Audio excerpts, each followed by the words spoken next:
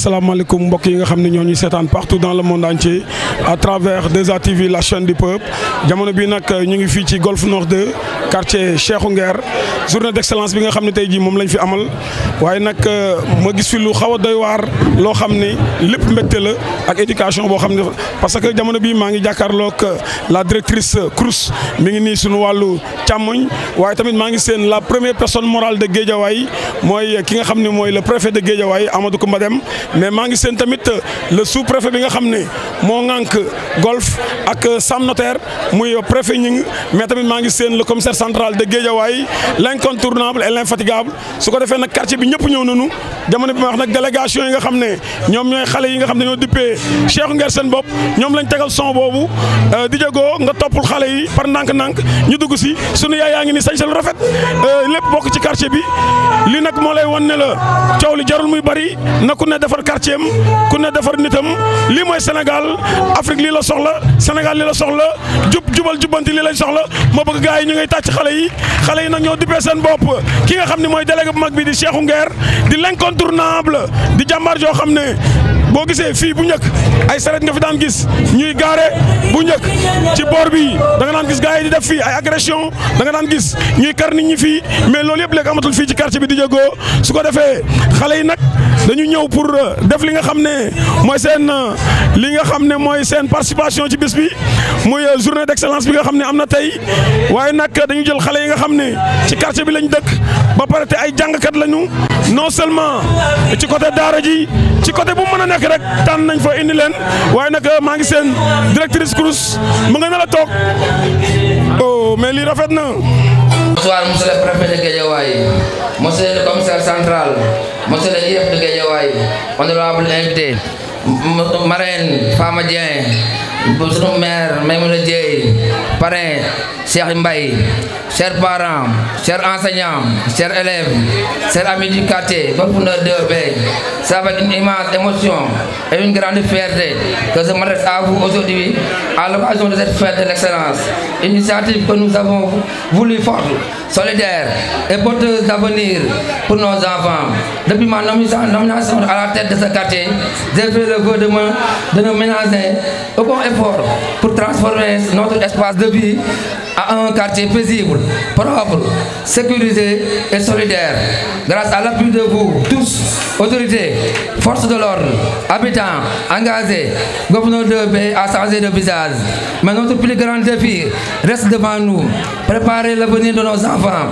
Car qu'est-ce qu'un quartier sinon un creuset de talent, d'ambition et d'histoire à écrire? Et qu'est-ce qu'un enfant bien éduqué sinon un quartier sauvé, un pays qui se relève? Notre quartier,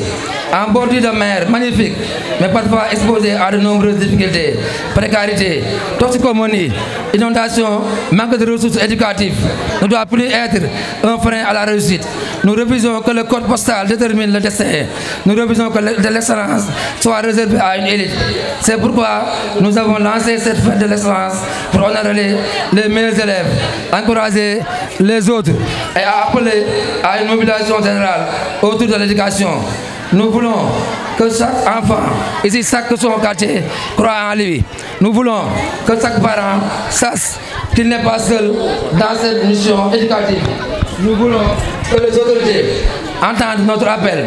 Nous avons besoin d'appui, de moyens, de classes, de professeurs, de lumière. Chers élèves, votre réussite est notre victoire. Votre livre ouvert est notre avenir. Votre succès est le reflet de notre engagement collectif. À vous parents, je dis n'abandonnez jamais à vos enfants. Soutenez-les même dans le silence. À vous enseignants, je dis merci pour votre combat quotidien. Malgré les moyens parfois dérisoires aux autorités présentes, je dis continuez à nous accompagner. Golf Nord 2B est en marche. Nous avons besoin de vous. Ensemble, soyons les bâtisseurs d'un quartier. À chaque enfant peut rêver, apprendre, réussir. Vive Golf Nord 2, vive l'éducation pour tous, vive l'excellence dans nos quartiers populaires, vive la République du Sénégal. Merci. Assalamu alaikum. Assalamu alaikum wa rahmatullah. maa ngi nuyu ñi fi teew ñëpp du nuyu monsieur le préfet du nuyu monsieur le commissaire du nuyu monsieur le IEF du nuyu waa quartier bi yëpp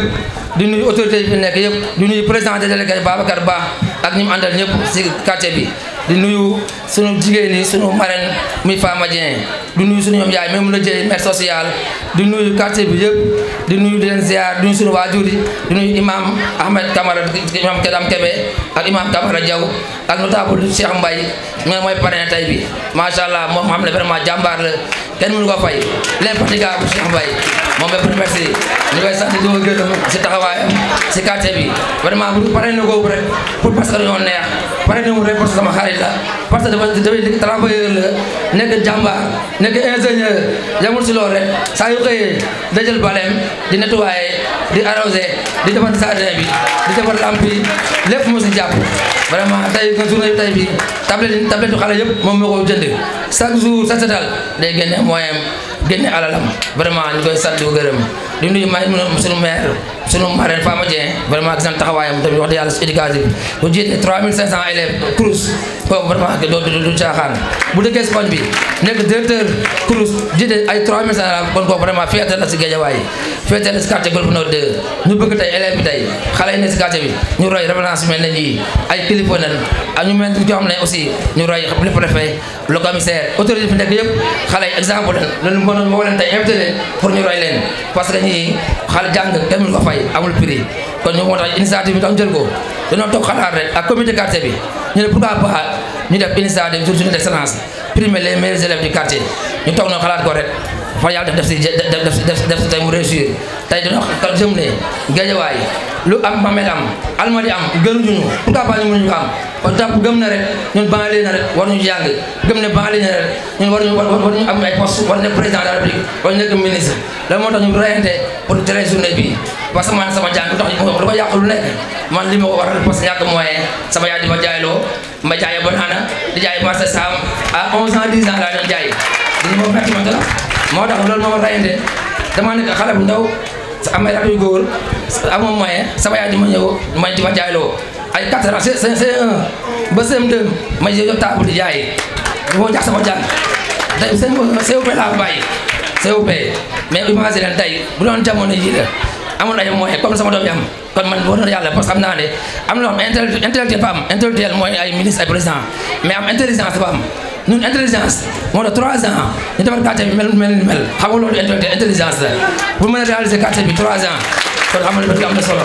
waaw wax dëgg yàlla aussi bu woon tey bu amoon ay moyens am ay niveau tey bu woon na moom président de la République mën nañu ko nekk parce que gars yi ëpp ñuy xalaat ëpp ñuy xam-xam seulement que rek intellectuel bagage intellectuel bi amuñu ko mais ñu sant bu baax a baax vraiment sunu yaay yi vraiment jàmbaar nañ ay noonu ñëw jël si famille bu pauvre mu metti ñu ñuy daan dool di xëcc ba tey yàlla def sutura ñu sant sunu yaay depuis xale ba léegi mu yor ñu mu metti trop di ko sant di ko gërëm di sant sunu waajur yi bu baax a baax di sant vraiment wax dëgg yàlla sunu frères yi sunu sœurs yi di wax ne wax ji ba bañ a guddal en tout cas di sant élèves yëpp vraiment ngeen jël ay référence déwén dina bëgg na déwén xale yi ngeen góorgóorlu seen morom fu ñu toog nii ren ñu jox la ay cadeau de primé yéen ñu nekk si biti nii amu leen moyen yooyu ba mën a egg bi déwén ngeen reyande ba may moyen bu ma toog fii déwén dama bëgg ngeen xale ngeen premièrement est-ce que déwén pare ngeen pour toog fii yéen xale yi après bi ngeen not après instant pare ngeen loolu dama bëgg déwén ngeen reyande ba may meilleur na ba may moyen pour mën a toog fi sa morom toog parce que lii première édition la rek chaque at yi gën a yokk kon lay ñaan ngeen gën a góorgóorlu gën a jàppante fonk seen waajur yi fonk nag instant bi mooy seen kilifa yi am na benn programme boo xam ne préparé nañ ko programme boo xam ne 2 mois vacances à partir du le 1er août ak septembre 2 mois yëpp quartier bi ñoo jël benn initiative jël xale yi jàng par force ñoo koy fay ak la imam Camara Diaw jàng boo xam ne gratuitement la quartier bi moo jël di ko fay xale bu ne si quartier bi jàng force la muy août muy septembre loolu rek pour tey xale yi ñu ma dem si géej bi di lap loolu moo tax def ko yamu si loolu xale yi nga xam ne leen primé tamit aussi année scolaire bi da leen accompagner jox la ay fourniture accompagner aussi tamit si nga xam ne mooy ay cours de renforcement yoo xam ne xale yi dañuy jàng 9 mois yoo xam ne quartier bi moo koy fay 17 personnes yi nekk yëpp quartier moo leen accompagner ñu jàng cours de renforcement quartier bi moo koy fay jusqu'à 9 mois les primés pour accompagner leen ñu mën a excellence mën a ay élite waaw di sant nag bu baax a baax waa quartier bi amoo seen fay tey vraiment yéen ñëpp suñu yaay suñu maire yi amoo seen fay tey li nga xam tey li organisation bi yëpp waa quartier bi ko def tey loo xam ne tey amul kenn koo xam ne du ko jàppale nañu si ay sponsor amu si lépp li nga xam ne tey moom lañ am tey quartier bi ñoo ko reyante seen ñaata dërëm ba tey lu mat 1 million et quelque ñu cotiser ko ba mën taxawal li taxawal yëpp kon vraiment quartier amee jàmbaar kenn joxuñu jàpp si jàpp amuñu seen fay parce que loolu yombul am na quartier yoo xam ne mënuñu am loolu mais sa quartier dajale ñii 50 000 ñii 1000 francs ñii 3 000 moom mat 1 million ñu ñëw pour defar journée moom dafa tey ba loolu quartier moom ñu seen fay waaw aussi tamit ñu bëggoon wax dëgg yàlla aussi sant bu baax a baax waa quartier si loolu ñu ngi sant bu baax a baax aussi mooy sunu papa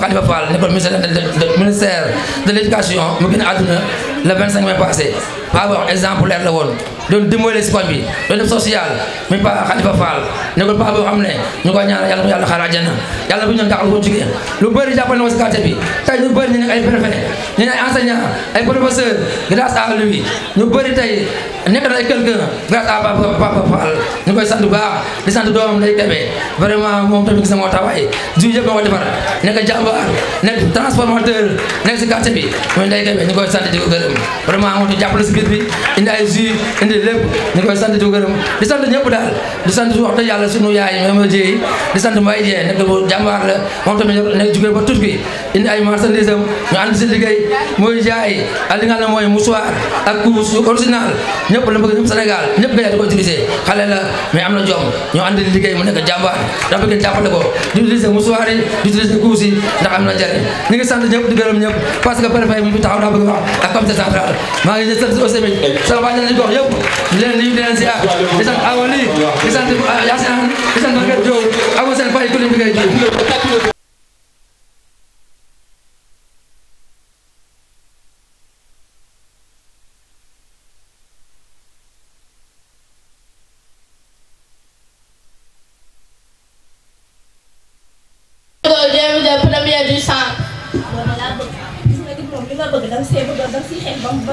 loolu laa bëgg de dégg ngeen da ngeen góorgóorlu waaw góorgóorlu leen bu baax waaye tey ndekkiwuma te damaa xiif mbaa dinañ añ ma ñëw li joti leen loo leen añee dem leen ngeen ñëpp si biir ngeen noppoon ñoo ngi àgg si biir waaw dem leen xaaral ma dem ko jàpp maaleykum salaam maa wàcc na ay si jàmm ah góorgóorlu waa ana Balla Balla de temps gis naa ko muy fréquenté benn xale bu kooku da ko yóbbu ci sareet yi di ko yóbbu ay stade di ko influencé muy def yu bon. waaye bàyyi ko ba mu fekkoon xam ne nit ñu baax ne sa nit ñu baax ne waaye bàyyi ko ba mu fekkoon dina xam ne lépp dëgg la.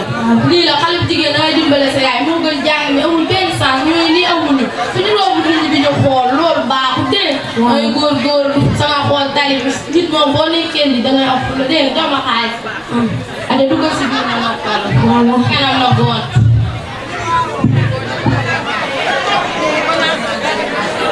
tànk.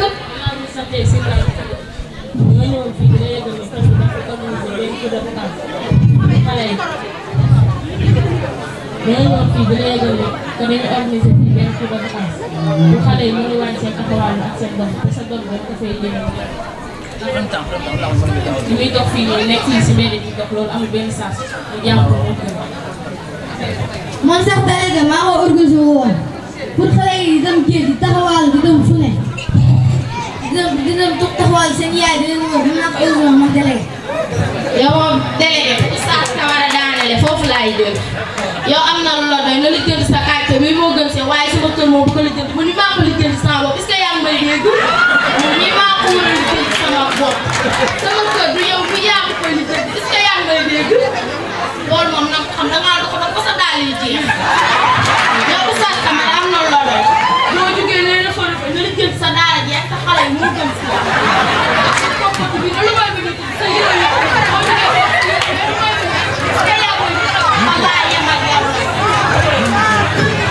waaw soxna si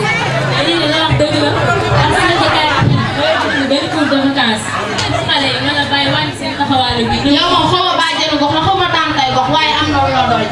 est-ce que yaa ma jël sama xale yi bu ñu bàyyee jaay ndax yaa ma jël lu ma leen dina ko xaw ma lu ma dina xale ma kon nag ku ma wax loo yaa ngi may dégg xam na lan la sax yow am na lu la doy la lu jëm sa xaw ma bàjjenu xaw ma tàntay gox la xaw ma loolu doon am na lu la doy sama kër bu yéene ma ko lijjanti mu nii maa ko lijjanti saa est-ce que yéen a ngi may dégg bu baax fa laa yem ak yow la wax ji li ko guddal ak gàddal man samay doom jànguñu tey jànguñu suba jàngoon lu ginnaaw suba yéen lan la nga jël seen bëri rek teg ko sama doom ay yéen lii bu ko jigee waa jaww ay ma li ma koy wax a jee ay yéen dimbale leen ma xam la wax ji li ko guddal ak gàddal damaa bëgg leen jug leen man daa bi loolu may noonu laa ko gisee jug leen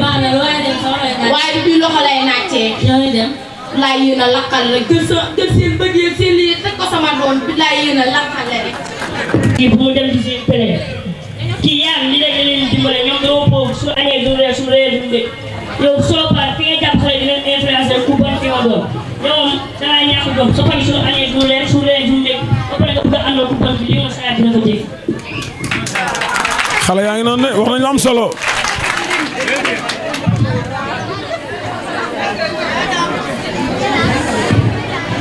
xale yi yeewaguñu boobu ba léegi ngoone awa kay leen yéen naaw ngeen ba seen kanam yi fuuti lii laa la nii xanaa du tey ngeen waroon pare waaw yaay tey ngeen waroon pare du waaw ku dem na mooy sama waxu tey yéen a ngi may dégg waaw ma leen wax nag j'espère que man du ma si delluwaat ngeen di nelaw nii rek xanaa du tey ngeen waroon pare tey la tey waaw kaay leen moom ma yebbi leen bala ngeen a dem boo leen demee ngeen concentré ci seen yu fooy seen yoon nekku si ñeneen yi yéen a ngi may dégg ngeen wàcc mbir bi laa leen sant yéen a may dégg tàllal leen nag ma ñaanal leen yàlla na yàlla sàmm yàlla musal leen ngeen réussir ci seen jàng bi dem leen te ñëw maa ngi dem. xale yi ñu ngi def lu am solo na ko gars yi yëpp gën a bàyyi xel parce que li ñuy def nii am na solo trop trop trop trop na gars yi bàyyi xel li nga xam ne moom la xale yi def. waaye yéen a ngi góorgóorlu ndax tey lay dernier jour de dafa am góorgóorlu te def suñu yaay tey la dem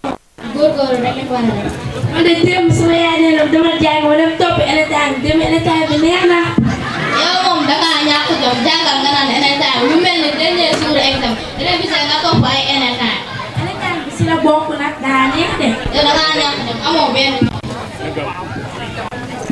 waaye xanaa yëgoo leen lu xew lan moo xew. suñu kanta mooy suñu délégué bi. waaw organisé benn journée d'excellence te reprimé élèves yi recommencé CI ba CM2 mu primé leen. loolu moom neex na ni moo tax ñu war a góorgóorlu. waaye lan mooy primé. primé mooy élèves yi jël meilleure note di leen récompensé ay cadeau. li may wax léegi nii jàngoo nooy xamee luy primé. man de dama si bokk. doo si bokk kay. salaamaaleykum. maaleykum salaam. daw naa ba sonn pour dab leen naka la ngeen dab leen. dégguñu la. waaye ma waxuma loolu de. examen bi tey de damaa jaxase ba kenn xamul. man de wax dama jaxase ba prof bi duñ ko tiimee dañuy daaw. yow moom jaxase loo mën ndax attan nga naare te man moom attanuma naare. fàtte man dama am ay noon nag. yow da ngaa faale say noonu. ay yéen am leen rusukaay ngeen am jom taxaw fii naan ay naare avant naare am leen tuuti jom ngeen révisé mën a teral seen yaay man sax maa ngi dem seen jotaay bi. yaa xam demal. wax ji man waxuma lool de mën nañ dem kay te dafa tàng. bàyyi mu sedd suñu yaay daf ñoo ne suñu wàccee lu ñibbi si buñ taxawaalu. xanaa gisoo asamaan si neexul mën nañoo taw te foofu foo dul fekk. yow moom waxuma ak yow. bu ñu waxee nga yaa seedaalu te yaa fi gën a bànn. yow moom ku moom xaal bi rek nga bàyyi dugub bi te ngaa rek de. nañ dem géej wax nga dëgg. ok nañ leen dem. waaw nañ dem.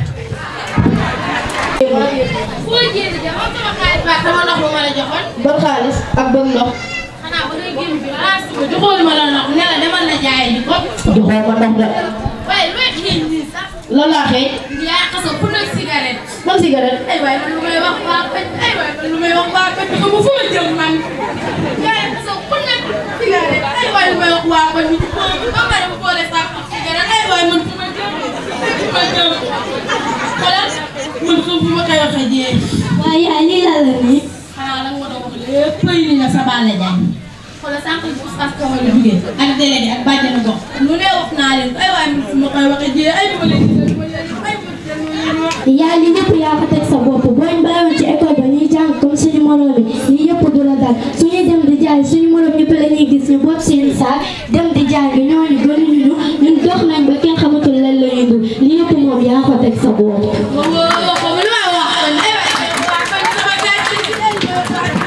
yaa noppi.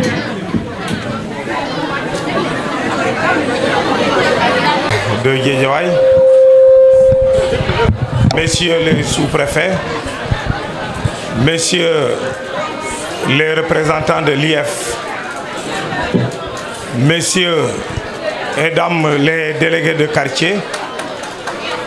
les notabilités religieuses et coutumières, mes hommages, Madame la marraine, honorables invités, chère population de Golf Nord 2B. maa ngi leen nuyu bu baax a baax di leen ziar di wone sama mbégte di ñëw teewee bi ndaje alhamdulilah rabil alamin su ma ñëw nekk naa kontante bu mag a mag a mag ndaxte juróom-ñaari weer ca gannaaw ñëwoon naa fi ma ànd ak délégation bu takku bi nga xamante ne ci laa bokkoon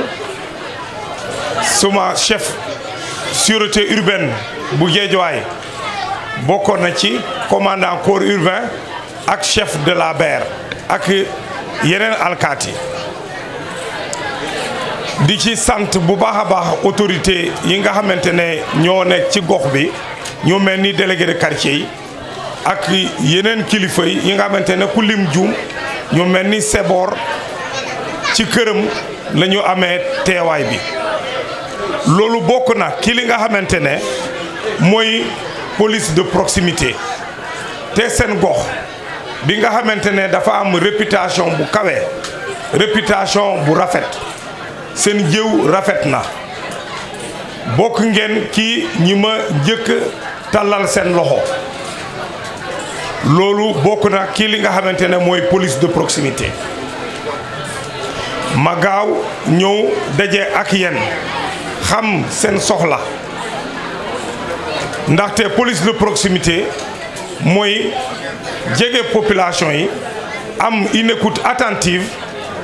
mais di faj seen soxla saa yoo leen ko soxlaay foofu la ñu teg suñu baaraam foofu mooy suñu taxawaay te taxaw nañu taxaw bu dëgër police de proximité bi mu ngi dox te lu war a continuer la te tey jii li ñu ràññee moo di quartier bi également dafa am benn vision bu kawe bu rafet par rapport à l'avenir lu koy firnde moo di ñi nga xamante ne ñi ñuy primé tey ndax seen xam-xam ndax seen xarañ ci jàng gis nañu sketch yi nga xamante ne yi ñu déroulé fii li leen jiitu moo di jàng alxuraan te lu baax la te xam naa ci côté nasaraan yi ma jëlee ko ci seen bible bi Matthieu 4 chapitre 4 fu ñuy naan l'homme ne se nourrit pas que de pain mais de toute parole venant de la bouche de son Seigneur te loolu mooy dëgg tey jii ñi jàng alxuraan dugg na sama xol kontaan naa ñi nga xamante ne mooy troupe théâtrale yi wone nañu des facettes de la vie mais ñi nga xamante ne ñi ñànk de seen gox bi wone nañu ki seen gis-gis bu rafet bi moo di wone xale yi ki wàllu jàng mooy def suñu barrière de l'obscurantisme mooy ñàkk xam loolu mooy ubbi ay bunt yu bëri ki li nga xamante ne mooy yóbbu beeg ci kaso nañ ci yàlla musal xale yi bu ñu jàngee dañu am xam-xam dinañu jëriñ seen waajur yi dinañu xam fu ñu war a teg seen tànk te am na ki sketch bi lu ñu wone ki ñi nga xamante ne dem ba ci géej ba leneen di ci am mauvaise fréquentation yi ci am ba finalement ay agression ay usage de la drogue lu mel ni loolu mais xam-xam mooy lépp moo tënk lépp fi ngeen teg seen baaraam mooy yenn dongo daara yi yenn élèves yi continuer leen ci loolu xëy na am na ki yenn ay préfet am na ki yéen ay docteur ay magistrat ay futur commissaire central yu Guédiawaye ndaxte commissaire central bu Guédiawaye tur bi Guédiawaye la waaye maa ngank côté Pikine ak Kër Massar donc nekk na barab bu yaatu mais seen barab bii sant naa ko gërëm naa ko ci seen engagement bi seen engagement citoyen bi nga xamante ne yomb na accompagner te duñu leen bàyyi gannaaw seen tànk suñu tànk seen mbagg suñu mbagg ba ci kanam jërëjëf. kii bu mu dem di seen pele kii yaa ngi leen leen dimbale ñoom dama boobu su añee du reer su reer du ndékk yow soo paree fi nga jàpp xale di leen influencer ku bon fi nga doon yow dangaa ñàkk jom soo paree su añee du reer su reer du ndékk ba pare nga bëgg a àndal ku bon fi li nga saa dina ko dégg. xale yaa ngi noonu de wax nañu am solo.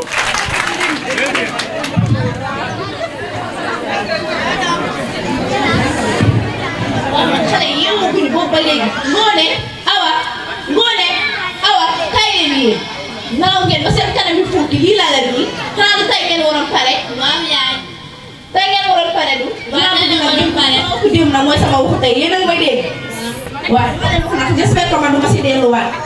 ngeen di nelaw nii rek xanaa du tey ngeen waroon pare tey la tey waaw kaay leen nag ma yeddi leen bala ngeen a dem boo leen demee ngeen concentré ci seen i fooy seen yoon nekku ci ñeneen yéen a ngi may dégg ngeen di wàcc mbir bi laa leen sant yéen a may dégg tàllal leen nag ma ñaanal leen yàlla leen yàlla sàmm yàlla musal leen ngeen réussir ci seen jàng bi dem leen te ñëw maa ngi dem. xale yi ñu ngi def lu am solo na ko gars yi yëpp gën a bàyyi xel parce que li ñuy def nii am na solo trop na gars yi bàyyi xel li nga xam ne moom la xale yi def. waaye nañu góorgóorlu ndax tey lay dernier jour dafa am góorgóorlu te def suñu yaay tey la dem góorgóorlu rek lañ war a def. man de démb sama yaay nee na dama jàng ma dem topp élément bi dem élément bi neex na. yow moom dangaa ñàkk jom jàngal nga naan élément bi mu mel ni dernier jour examen révisé nga topp ay élément. élément bi si la bokk nag daa neex de. yow dangaa ñàkk jom amoo benn. waaye xanaa yóbboo leen lu xew. lan moo xew. suñu kante mooy suñu délégué bi. waaw ñu organisé benn journée d'excellence te di primer élèves yi di commencé CI ba CM2 mu primer leen. loolu moom neex na ni moo tax ñu war a góorgóorlu. waaye lan mooy primer. primer mooy élèves yi jël meilleure note yi di leen récompenser ay cadeaux. li may wax léegi nii jàngoo nooy xamee luy primer. man de dama si bokk. doo si bokk kay. salaamaaleykum. maaleykum salaam. dégguñu la. waaye ma waxuma loolu de. examen bi tey de damaa jaxase ba kenn xamul. ah man de wax damaa jaxase ba prof duñ ko tiimee dañuy daaw. yow moom jaxase loo mën. ndax attan nga naare te man moom attanuma naare. bu fàtte man dama am ay noon nag. yow da ngaa faale say noonu. ay yéen am leen rusukaay ngeen am jom taxaw fii naan ay naare avant naare am leen tuuti jom ngeen révisé mën a teral seen yaay man sax maa ngi dem seen jotaay bi. yaa xam demal. wax ji man waxuma lool de mën nañ dem géej te dafa tàng. bàyyi mu sedd suñu yaay daf ñoo ne suñu wàccee lu ñibbi si buñ taxawaalu. xanaa gisoo asamaan si neexul mën nañoo taw te foofu foo dugg fekk. yow moom waxuma ak yow. bu ñu waxee nga yaa seedaalu te yaa fi gën a bànn. yow moom ku moom xaal bi rek nga bàyyi dugub bi te ngaa rek de. waaye nañ dem géej wax nga dëgg. ok nañ leen dem. waaye nañ dem. Préfet du département de Guédiawaye, Monsieur le commissaire de la police centrale de Guédiawaye, Monsieur l'adjoint, le sous-préfet de Sam Notaire, Monsieur l'adjoint au sous-préfet de Sam Notaire, Madame la représentante chef de service départemental de la famille, Monsieur le représentant de l'IAF, Monsieur le maire de Guédiawaye, chers parents, chers enseignants, chers imams, oustas, délégués de quartier de Guédiawaye, quartier Sam Notaire 2B, chers élèves, permettez-moi tout d'abord, au nom de la délégation qui m'accompagne et à mon nom personnel, de remercier sincèrement le délégué de quartier Cheikh Nguer, mais également les autorités coutumières, les acteurs communautaires, les imams, les bajenu gox, pour cette marque de distinction, de me voir désignée comme marraine de cet important événement qui est la Journée de l'Excellence, édition 2025. Je tiens également à saluer tout particulièrement le parrain de cet événement, El Hadj Mbaye, dont sa présence parmi nous témoigne de son attachement et de ses valeurs pour cette journée importante. Chers élèves, cette journée à votre honneur. C'est parce que vous avez su vous démarquer de par votre détermination, votre discipline, mais également votre engagement. C'est la preuve de la quête de l'excellence au sein de ce quartier. Chers élèves, chers filles, la réussite est au bout de l'effort. C'est un adage qui dit bien son mot ici au quartier Cheikh Nguer, Golf 2B. La réussite est au bout de l'effort et vous en êtes une preuve vivante en ce que vous réussissez n'est pas le fruit du hasard, mais plutôt le reflet du travail acharné de plusieurs années, mais de plusieurs années de sacrifice. Cette journée dont également service l'occasion pour rappeler que l'excellence, en réalité, ne se construit jamais seule, car derrière chaque succès, il y a le soutien indéfectible des parents et des enseignants dévoués pour l'engagement, mais également l'accompagnement. Donc c'est à saluer. Merci à vous, chers parents. Merci à vous, chers enseignants. Merci aux autorités académiques. Merci également aux autorités de tout le département de Guédiawaye, particulièrement le quartier 2B, quartier Cheikh Nguer. Chers lauréats, chers filles, faites de votre résultat une source d'inspiration pour d'autres. En tant que modèle, des leaders, vous êtes des leaders, oui, des leaders de demain. Vous êtes des porteurs également d'espoir. En tant que marraine de cette journée, je voudrais vous rappeler que l'excellence n'est pas un acte ponctuel, mais une habitude que vous devez cultiver et qui fera de vous des bâtisseurs de notre avenir de demain. Je vous renouvelle mes félicitations les plus affectueuses et vous encourage à persévérer dans vos efforts et que cette journée soit une source d'inspiration pour bien d'autres jeunes, mais également particulièrement des jeunes de ce quartier. Vive le Sénégal, vive la jeunesse sénégalaise, mes félicitations, que la fête soit belle. Et ci nuyoo bi, monsieur le préfet du département de Guédiawaye, di ci teg le commissaire de la police centrale de Guédiawaye, di ci teg monsieur le sous-préfet de Sam Notaire, di nuyu également adjoint sous-préfet Sam Notaire, di nuyu madame la chef de département de la famille, di nuyu le représentant de l'IEF, di nuyu monsieur le maire, di nuyu bépp notable boo xam ne mi ngi ci quartier bi, waaye fàttewuma imam yi, fàttewuma oustas yi, fàttewuma parents yi, fàttewuma enseignants yi nga xam ne ñoom laa fi fekk tey. Donc di commencer di kontaan bu baax ci distinction bi nga xam ne def nañ ma marraine événement bi, ma ciy jaajëfal autorités yi nga xam ne ñoom ñoo ko décidé. waaye tam message bi may am pour jox ko élèves yi rek mooy tey ñoom la ñu primé, mais nañu jàpp ne nañu gën a góorgóorlu ndax tamit prime bi dañu ko def pour encourager leen parce que seen moroom yi tey mën a xool ci ñoom xam ne tey bu ñu leen primé ëllëg ñoom tamit ñu bëgg ñu primer leen. waaye tamit may lancé waat beneen message jëmale ko ci parents yi di leen wax ne ku ci nekk rek na gën a farlu ci xale yi ndax xale yi toog tey ñu leen di jox prime ñoom ñooy nekk monsieur le préfet mi toog ëllëg, ñoom ñooy nekk monsieur le commissaire bi toog ëllëg, ñoom ñooy nekk madame la directrice bi taxaw di wax ak yéen, wala ñoom ñooy nekk sax monsieur le ministre bi nga xam ne jombu leen, wala sax un président de la république est parmi nous. Donc loolu moom moo tax may lancer un message ci parents yi di leen wax ne nañu gën a góorgóorlu ci xale yi, di leen jaajëfal di wax ne fête bi nga xam ne tey dañ ko def bëgg naa mu nekk ay at yoo xam ne dafay permettre tey xale bu nekk rek day wax déwén bëgg naa bokk ci fête bi, déwén bëgg naa ñu primer la parce que source de motivation la. dina tax tey dinañ bàyyi géej gi comme ni ko sketch bi wanee léegi, dinañ bàyyi yi nga xam ne moom mooy àndandoo yu boni, mais dinañu bàyyi également futilité yi nga xam si la ñuy nekk ñu gën a concentré wu ci jàng bi ndax xale yi ñoom ñooy avenir u suba. di jaajëfal ñëpp di gërëm ñëpp di leen sant wasalaam. dama préparé woon sax discours en français mais sûrement duma ko lire ndax vraiment dama am émotion bu baax a baax. dama am particularité nag parrain bi vraiment bañ naa ko ba sonn lii surtout nangu ma ko woon mais dama xam ne kii ma ko dénk maanaam kii ma ko ji mënuma ko fay mag moom nag vraiment suñu waxtaan yëpp li may wax suma jabar tout le temps nee naa ko waxtaanu quartier kese la ñuy waxtaanee nan la ñuy def ba quartier bi nga xam ne dafa am ci ay conditions yu mu nekk maa ngi jégalu sax nuyu ma autorités yi vraiment maa ngi leen di nuyu chers autorités di nuyu vraiment la marraine di kilifa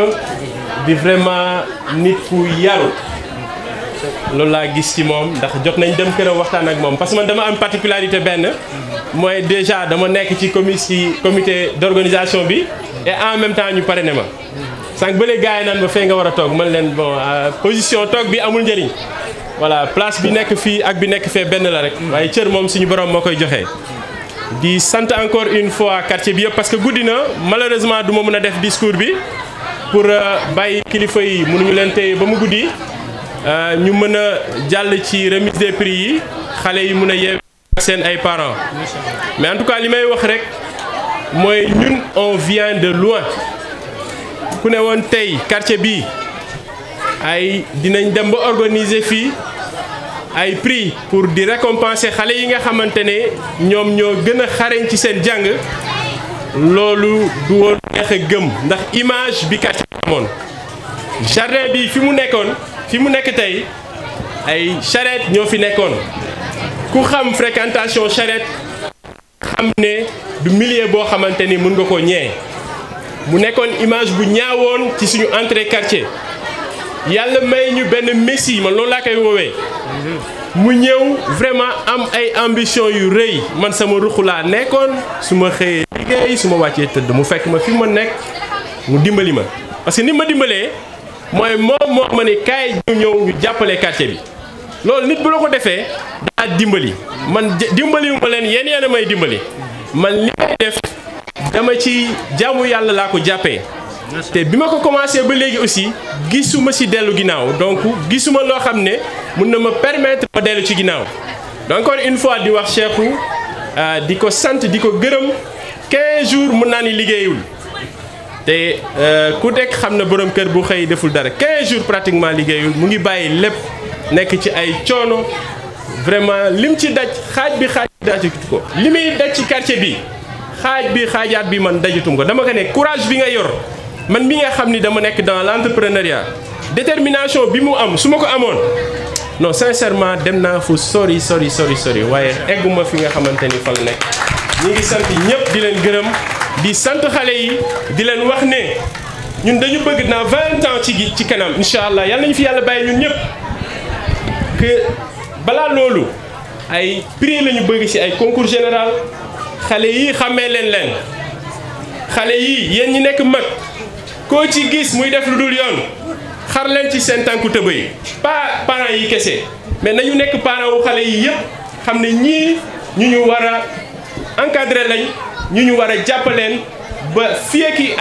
at yàlla nañu fi yàlla bàyyi ñu nekk ay kilifa yu mag a mag ñu ngi leen di sant di leen gërëm salaamaaleykum wa rahmatullah. Ainsi que son adjoint, Monsieur le commissaire central de Guédiawaye. S'il vous plaît.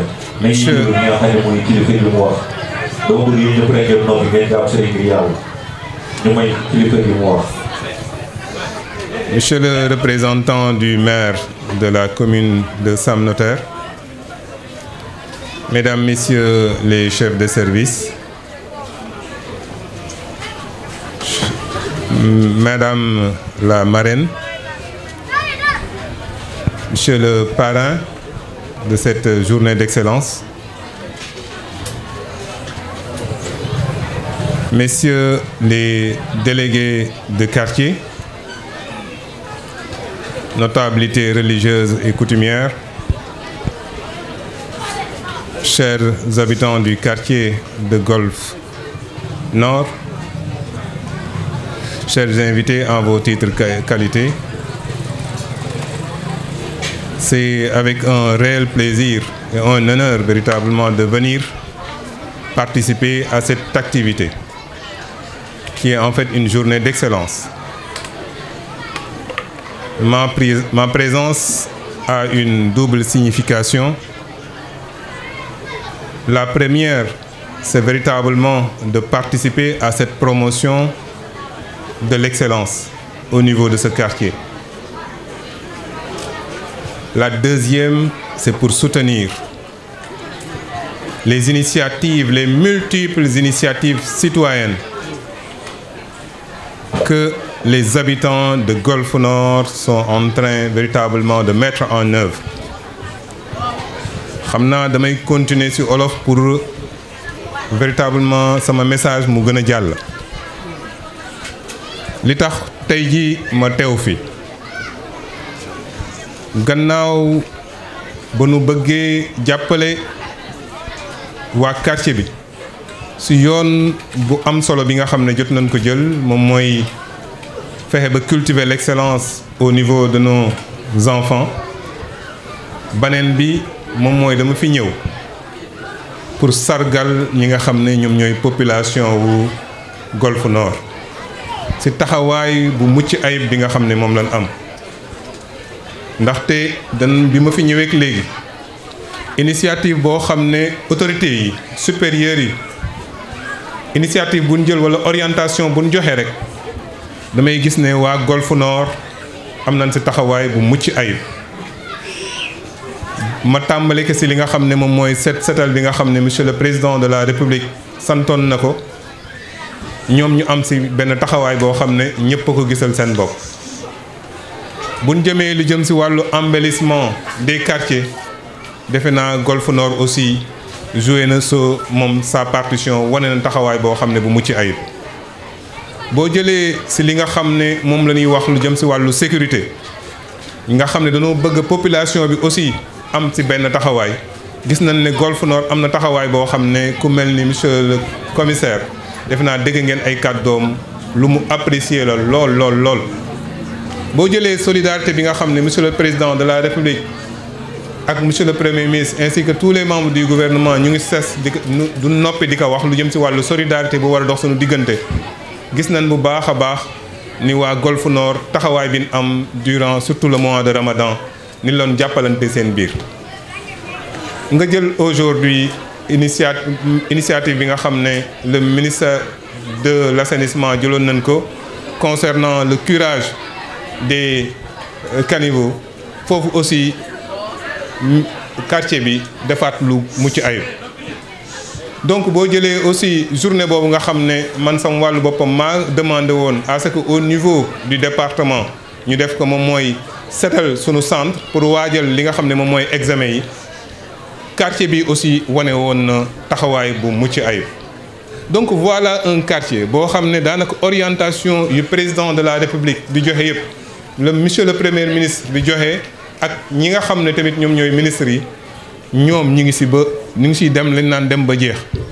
donc loolu moom moo taxoon rek tey jii ma ne naa leen jëmmal naa leen honorer ci sama présence parce que activité bi activité de quartier la. donc mënoon naa doylu ki nga xam ne moom mooy Cheikhou Nguer moom mu représenté ma fi bien que autorité la boo xam ne le maire moo ko fi tegal. mënoon naa wax le maire aussi moom mu ñëw rek mu représenté ma mënoon naa wax tamit kenn ku nekk ci biir au niveau de l'éducation IF bi mu ut kenn ku mu ñëw rek mu représenté ko mais li tax ñu ñëw man maak le sous-préfet c'est pour véritablement wal leen ne leen kontaan nañ bu baax a baax ci yéen. et li ñuy xaar ci délégué de quartier yëpp moom mooy ñu def ni Cheikhou Nguer def du Cheikhou Nguer rek moom moo def liggéey bi bu loon moom donc c'est clair et net lii du fi am. c'est parce que population bi ñëpp a see jàpp képp koo xam ne nekk na ci biir quartier bi rek jàpp na ci ba aujourd'hui véritablement Golfe Nord doon ab exemple. donc maa ngi ñaax ñi nga xam ne ñoom ñooy délégué quartier yi ñu suivre l'exemple de Cheikhou Nguer pour que sous peu de temps rek Sénégal mën a décoller parce que le Sénégal va décoller à la base. mënuñu autorité ñi nga xam ne ñoom ñoo ngi ci kaw ñu ngi joxe orientation yi ñu war a joxe donc man li ma jàpp moom mooy aujourd'hui il faut que à la base ñu am benn engagement citoyen et cet engagement citoyen là aujourd'hui l'exemple type c'est au niveau de Golf Nord lañ koy gis. C'est vrai qu'il y a d'autres quartiers qui se distinguent, mais aujourd'hui, il faut le reconnaître, Golf Nord véritablement est en train d'être un pionnier à ce niveau. Donc loolu moo taxoon rek man ma ñëw fii teew mais ki nga xam ne moom mooy kilifa arrondissement bi neexul ba neexul wante moom lañ war a jagleel moom moo fi war a def discours parce que daanaka doyloo naa ko te xam naa ne mi ngi def liggéey bu mucc ayib. moo tax nag je vais tordre le coup au protocole. D'habitude man fu ma xas ba teew kii nga xam ne du sous-préfet bi moom daanaka du yëkkati kàddu ki nga xam ne moom mooy le commissaire warul yëkkati kàddu parce que je suis le délégué du président de la République donc képp koo xam ne autorité la boo xam ne mi ngi suuf président de la République bu dul ministre fu ma teew rek ñoom ñëpp dañuy topp sama ginnaaw parce que en tant que délégué du président de la République mais comme je l'ai dit yàlla dafa def kii nga xam ne moom mooy sous-préfet bi arrondissement wu Sam Notaire dafay am ay témoignages yoo xam ne xam naa ne moo ko gën a mën a apporter que man mii nga xam ne xaw naa sori tuuti parce que man je suis au niveau département mais moom mi nga xam ne jigéen na ko fii quartier bi mën naa wax ne moom moo war a mën a gën a def ay témoignages ci quartier bi moo tax ma bëggoon ko jox kàddu gi après par la suite nag ñu soog a tëj lii nga xam ne moom mooy jotaay bi gannaaw bu ñu joxee xale yu am solo yi xale yu jàmbaare yi ñu jox leen seeni cadeau jërë ngeen jëf. Asalaamaaleykum wa rahmatullah. Monsieur le préfet du département de Guédiawaye ñu ngi lay nuyu di nuyu sama adjoint nuyu monsieur le commissaire central nuyu le représentant de l'IEF délégué de quartier yi nga xam ne ñoo nekk ci ginnaaw ak notable yi nuyu également ñi nga xam ne ñooy les chefs religieux imam yi jàngalekatu alxuraan yi ak ñëpp di nuyu madame la marraine nuyu aussi le parrain mais nuyu aussi tout le quartier de Golf Nord 2B xam naa instant yi je suis très mal à l'aise pour mën a jël kàddu parce que comme ni ko préfet waxee ñun y a ce qu'on appelle le principe hiérarchique sa kilifa su waxee ba pare daanaka amoo kàddu mais comme ndigal la ñu mën ko jëfee te ci lu gàtt donc man li ma doon def rek mooy def témoignage ci le quartier Golf Nord 2B parce que préfet déjà engagement citoyen bi fi nekk ak les valeurs citoyennes et républicaines yi nga xam ne moom la les populations de Golf Nord 2B moom la ñuy dund loolu ñëpp dañ ko xam mais mention spéciale au délégué de quartier Cheikhou Nguer parce que Cheikhou moom vraiment engagement ak yéeneem ak bëgg-bëggam ci quartier bi man damay toog des fois di ko xool parce que tàmmuma woon pour dire vrai gis vraiment un délégué de quartier aussi engagé ci initiative yi nga xam ne moom lay jël te tey même ses pairs délégués de quartier nangul nañ ko loolu xam nañ ne vraiment il est un jeune délégué de quartier boo xam ne c'est un visionnaire day dem engagé yoo xam ne sax parfois man personnellement damay toog ma ne lii est-ce que lii yëfu délégué de quartier la mais chaque jour ñu ngi ci ay initiative moom ak bàjjenu gox moom ak mbay les jeunes tout le temps ñi ngi def ay activités yoo xam ne nii dafay tirer le quartier vers le développement waxoon naa ko nag depuis bi ñu koy installé comme délégué de quartier nit ki tey lii ñu la nangul nii ñëpp topp sa ginnaaw c'est parce que yow yaa ko wane tu n'as pas été choisi comme délégué de quartier wax nañu ko sànq parce que tu es le plus beau wala da nga am dara loo yor wala dafa am dara lu ñu yaakaar ci yow c'est parce que ay valeurs moom la ñu gis ci yow engagement la ñu gis ci yow gis ne peut-être li nga yor bu ñu la ko dénkee di nga ko mën a jëmale ci kanam te wax dëgg yàlla boobu ba léegi tu es en train de travailler à nos côtés avec vraiment beaucoup d'engagement mais aussi motivation boo xam ne lu am solo la kon comme ni ko préfet waxee man mën naa wax ne tey dans tout le département aujourd'hui de Guédiawaye gis naa fi ñaari quartier yoo xam ne kii moo profondément marqué benn bi si sama arrondissement sax lay wax pour ne pas parler de tout le département c'est au niveau de la commune de Sam Notaire c'est le quartier de Cheikhou Nguer Golf Nord 2B. Au niveau de la commune de Golf Sud il y a le quartier Unité 4 boo xam ne avec une association très active bu ñuy wax Prodevcat ñoom également c'est à l'image de Golf Nord 2B ils sont en train de faire un travail remarquable kon Cheikhou ñi ngi lay féliciter di la encourager di la manifester waat toute notre disponibilité wax na la lépp loo engagé toute initiative boo développé yow ak sa waa quartier dinañ ko ànd ak yow ba mu mag monsieur le préfet soo ma ko mayee fi may jeexalee mooy sànq troupe théâtrale bi jàll nañ am na message yu ñu lancé man mu marqué ma li ma ci bëgg a wax rek mooy dañoo nekk ci réew boo xam ne nekk ci benn parti boo xam ne ci réew mi boo xam ne léeg-léeg nit ñi seen loxo jotul seen ginnaaw parfois pour ñu mën a réunir toutes les conditions pour seen doom dem école sax des fois day nekk jafe-jafe mais comme man à chaque fois li may wax mooy bu am benn parent boo xam ne sa néew doole walla sa ñàkk koom dafay tax nga sacrifier sa avenir doom gis nga tey ñi ngeen di gis peut-être le préfet le commissaire madame la marraine le parrain sama adjoint les délégués de quartier kilifa yëpp kenn ku ci ne tey bu fi toogoon di nettali son histoire les gens vont se demander kii nan la def ba fii c'est parce que dafa amoon chance moo am ay waajur yoo xam ne dañu comprendre ne nekk nit ku nite nit koo xam ne dañ lay tàggat pour nga mën a doon ëllëg dara dépendrul ci am-am du ki baayam am walla ki yaayam am kooku rek forcément moo war a réussir kon les situations sociales précaires duñu fatalité duñu loo xam ne dañ koy dund ba keroog ñu dem ci bàmmeel kon retenez vos enfants à l'école soññu leen ñu jàng mais soññu leen également ci yar ak teggin parce que man loolu lay wax tout le temps lépp lu la yàlla mën a may ci àdduna xam-xam bi lu mu rëy lu mu sori su la yàlla xañee yar ak teggin rek xamal ne mayu la dara donc li may wax xale yi na ngeen góorgóorlu ngeen jàng mais na ngeen xam ne am na ko wax sànq l'enfant doit être considéré comme un patrimoine commun du doomu Masamba wala doomu Mademba mais c'est l'enfant de la communauté tey ñun ñëpp dañ ci am responsabilité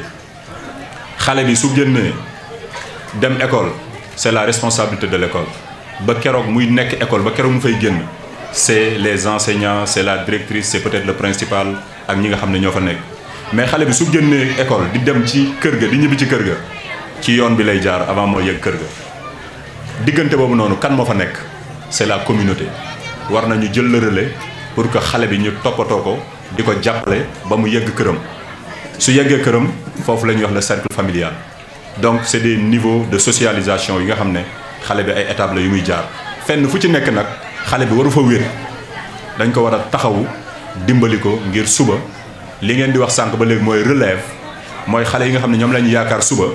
ñu nekk préfet nekk gouverneur nekk ministre nekk directrice commissaire ba nekk président de la république il faut que xale yooyu ñun ñëpp ñu taxaw tem jël suñu yitte ak suñu kàttan ak suñu bët ñu teg ko ci ñoom ñu ànd ak yar ànd ak teggin ànd ak xam-xam pour que suba li ñu leen war a mën a dénk ñu mën ko yor donc Cheikhou loolu nga nekk di créer parce que tey suñu présence parce que la psychologie de l'enfant dafa nekk loo xam ne nii jàngalekat yi xam nañ ko tey xale dafay gis nit mu def la royukaayam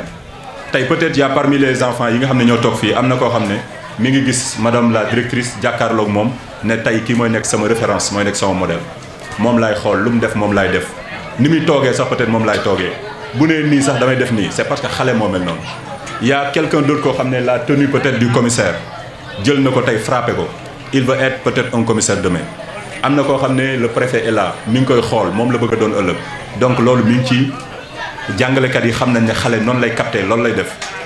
donc notre présence aujourd'hui ici nekkul loo xam ne lu gratuite la donc Cheikhou encore une fois ñu ngi lay féliciter